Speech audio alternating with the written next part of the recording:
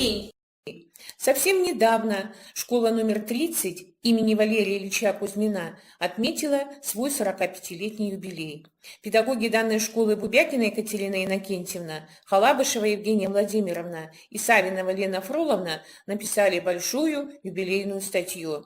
В этой статье они отмечают, что благодаря инициативе руководителя якутского авиаотряда Кузьмина в порту открылась новая, светлая, красивая школа в 1973 году.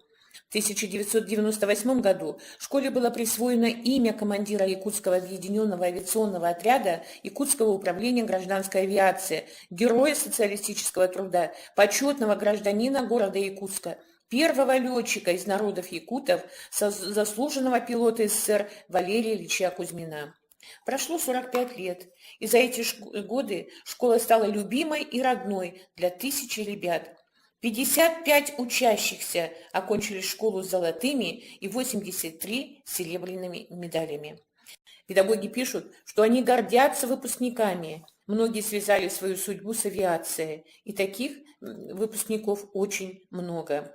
12 выпускников, окончив 30-ю школу, остались в ее стенах сеять разумное вечное. Это Пепелева, заместитель директора, Исакова, Айнова, Крупина, Жиленко, Иващенко, Барсукова, Ракова, это учителя начальных классов, Финк, Калинина, Панафидина, учителя иностранного языка, Черноградская, учитель информатики и физики.